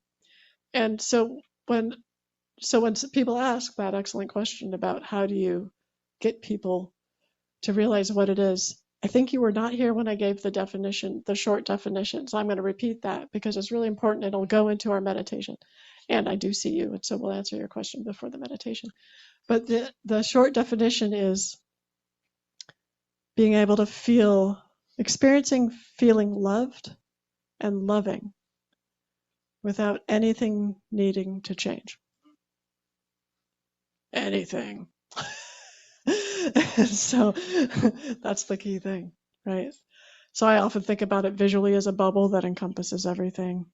I think of it like as a huge sun in the sky. And like you go out into the sun and you feel the warmth and like, whoa, you're not responsible for the sun. You don't make the sun rise. You're not in charge of that energy, but you have a reaction to it. And it feels powerful. Right. And so when people ask, well, how can I have that experience? I've never had that experience, or how can I have that experience more? I say I have two answers depending on if you believe in God. If you believe in God, pray. It's the fastest thing. It just like say, hey, I would really like to have that experience of unconditional love that she was talking about today. Boom. I think that's like a one-to-one experience. You'll have it. Another way, if you don't believe in God, is set the intention. So there was someone here talking about manifesting. Set the intention that you have the experience more often or at all. It'll also probably happen. But there's something about this God thing, which is this letting go of you as an ego controller, that allows a lot of the receiving of that experience, I think. And so I think that's powerful. Yes. I'm not sure that this is directly related to your speech today, but I thought I'd ask it anyway. You talked about precognitions earlier in your presentation. And since I was 17, I had precognitions and visions and dreams and have them back again at full force. Yeah. I know a few people who have studied at the Monroe Institute and did remote viewing. My question to you is, which I have not resolved that, I've discussed it with Tom, among others, the topic of predetermination and free will, how that intersects with your view of how do you get precognition, because we learned earlier from that wonderful graph you showed that that the mental mind is completely outside of space-time reality. So I would like to get your view on it. On how precognition works? How it intersects with free will. Is there any free will and predeterminism? The free will question, yes. Yeah. So here's how I think about free will. And this is a question in physics. Like, it's so funny because physicists are supposed to be looking at the physical world, but they're often talking about free will, which I think is hilarious because that's a psychological concept. But the question of do we have free will in a world where you can have access to information from different points in time, especially the future? I think the question comes from a misunderstanding of who we are. So we think too much about the free will part and not enough about the subject of that sentence. Who am I that is asking whether I have free will? Am I this body? Am I the conscious parts of my mind? Am I my ego? Am I the unconscious parts of my mind? Am I the cosmic consciousness or the collective unconsciousness? Am I all of that? Am I the entire universe? The answer is different depending on who you are. And so if you includes the entire universe, which what ends up happening when you have the experience of unconditional love, right? The bubble is everything. Then the answer is, of course, there's free will, because the calculation of the entire universe is what determines what comes next, right? But if you are the small body or the ego or the conscious parts of your mind or just your individual unconscious, then you don't have free will. So it's like, it's key. It's just so important to ask who is asking the question. The reason why I asked is, why do I see events that happen in the so-called linear future? Yes. Have they already happened? Is time completely just an illusion? Do the characters who come into play, because it's not just about the little me who's involved in these events or these sequences. Yeah. That's why I'm asking, do these entities have free will? Why am I seeing an event that happens in a half a year, in a year, Yeah. as if it already happened, which Yes. it obviously has? Time Yes. is an illusion. Yes. And our mental mind is completely outside of space-time Our mental reality. mind is outside of space-time, but we also have this experience of we're smaller when we're a child and we're larger when we're an adult, and that's cross-cultural. We have that, like we have this experience that's really powerful of time going in one direction, and we notice when we have experiences of future events. Those of us who have precognitive experiences, we notice that. Those of us who have deja vu, we notice that. And the reason we notice that is it's an exception to this usual experience of forward movement of time. So what it tells us is that our brains are powerful in trying to keep this forward in time momentum perception going, but it also tells us that we have access to other information as to what, and therefore that, you know, that information exists out there. And this, I would call it in an informational substrate that's beyond space-time, but you could call it a block universe and you have some other way of getting the information, right? So that's telling us something about the nature of the universe, but we can't discount our own experience of moving forward in time. Both of those things are true. So then we have this experience of wanting to have free will and wanting to understand why we would get an experience of a future event. And so the wanting to have free will thing comes from the ego. The wanting, right? I mean, otherwise, why would you care? And the wanting to understand comes from the mind that likes to. It can come from the ego, but it comes from the mind that likes to figure things out. And so one time I had this dream that was a precognitive dream about a bomb explosion in Kuwait City, Kuwait, during noontime prayers at a mosque. And it happened the next day, of course, but in the dream I knew it was precognitive, and I was with a guide. And the guide told me, I said, why am I seeing this? Like, I have no relationship with these people. I don't know why I would be getting this information. I can't do anything about it. Why am I seeing this? And the guide said, reach back over your shoulder, and I did. And he said that you feel that quiver of arrows? And I said, yeah. And he said, you were born with a quiver of arrows. You don't get to choose what the arrows are. So I think I think it's beyond our pay grade. Well, thank you. Yeah. There's a question online. With your Jewish background, do you subscribe to what has been called the universal Christ energy of unconditional love? I think that there needs to be a physics of love. I think that there is an actual universal love. I would call it universal love. Unconditional love is a human feeling. I would call this force in the universe universal love. You could call it Christ consciousness. As a Jew, you probably wouldn't do that. But I mean, like, whatever, who cares? They're just words. But universal love would be this force. In terms of the Jewish background, that's very, in Kabbalah, you could talk about the force of the feminine face of God, which would probably be similar. So yeah. I wanted to add or maybe just refine. I should have asked GPT how to ask this question. I did hear your definition of love, Oh, but it included the word love. yeah. So it was hard to understand Oh, what how you to mean. define love. Good. I have a definition of love. Thank you. Then love and loving is still love. So what is love? You know, it's You're like not a saying water plant. is wet water, but it's what's wet. Yeah, got you. You're not a plant, but you're really good. I forgot to define love. So the way at Applied Love Labs, the way we think about love is that which connects. So when I say that there needs to be a physics of love, everything in physics is about relationship. And the question is, what is the relationship? So there's fermions and bosons, and they're different. And how are they different? Well, they're different because of their relationships to the rest of the things. So there's the strong and weak nuclear forces. How are they different? Even forces like magnetism that can both repel and attract, those are connections. When you're angry at someone, you want to be as far away from them as possible, but that's a connection, right? So that's an expression of love that just has a different sign, right? And so we don't have a name in our language for that which connects. We have bridges, we have portals, we have doors, we have adhesives, right? Those are all different examples of things that connect physical things. But that which connects as a concept, we don't have words for that. So I think love is our word for that. I think that's what love is that which connects.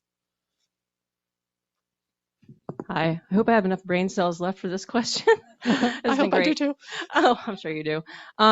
So I don't know if I've ever experienced unconditional love the way you're defining it, but I'm trying to say, because you said it's love that doesn't need anything to change. That's part of it. When you're experiencing it, you don't need to anything to change in order to feel loved or to love. It's not the love Okay. needing anything, it's you. Oh, I don't need anything to change in order to feel that. Yes. So when I've thought that I've been closer to that experience, there's been sort of a faith or a knowing that things are changing, will change, and there is sort of a sense of things collapsing. So I don't know if that invalidates the experience of unconditional love, or if I'm cheating the system or what. Because I'm like, well, I mean, I know things are changing in that state. So it's not about so there's no that, need. It's not about thinking that time stops.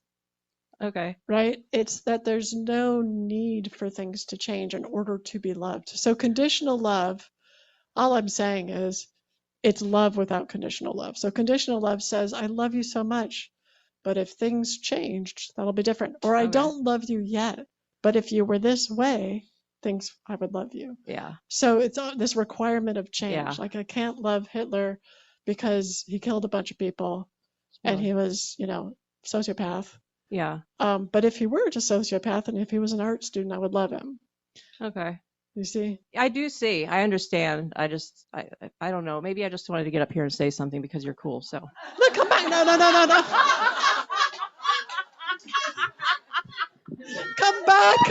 Come back. You have to go back. Can we have her go back? What? No. That's just too short for me. God, make it taller. Make it taller. What? No, I wanted you to come back because I wanted to know what's really in your heart. Oh, that was it. Yeah? That was all that was in my heart. Oh. That wasn't, well, I enjoyed your talk. It was great.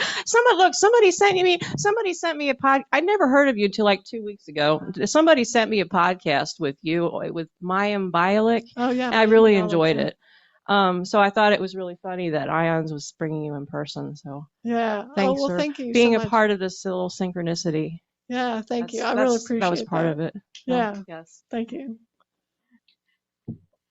I just want to ask you quickly if you, how much you refer to the work being done by IONS and HeartMath. Yeah. I used to be at IONS. I was a innovation lab director there for a while. I'm still then I was a visiting fellow or whatever they called it, and I'm still friends with all the IONS scientists and adore them. How much do I refer to them? Whenever it's appropriate. Okay. Well, I was thinking about the work they've done with the physiological heart. Oh, So, heart math. right. Yeah, Roland McCready. Yeah. So Yeah. I have referred to him whenever I'm talking about the physiological, like when I did my precognitive physiological response work. And then I developed an app called Choice Compass that works on a different technique than the heart coherence HRV stuff that they do. Mhm. And so I talked with them then so that we could work out that it was different. Um, so, but what's the question really?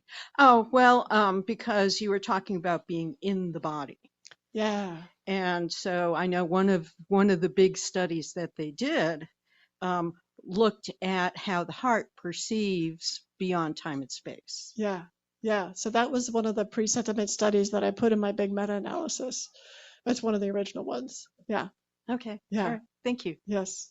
I think they do amazing work. Yeah. Thanks, Dia. Quick question. Are you familiar with the Gateway document? Oh yeah, from Yeah. Monroe Institute. Okay. Yeah. Okay. So there's the absolute, right?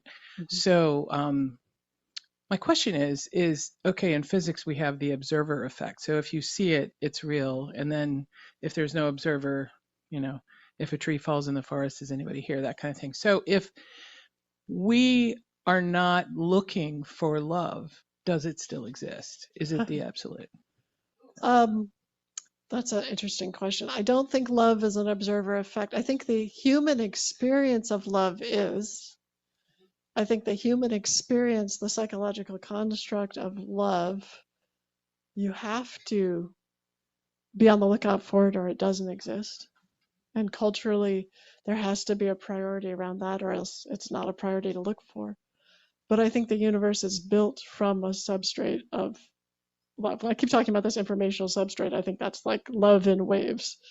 I mean, I think that's like the basic foundational building blocks of the universe somehow, in some kind of way that I don't understand.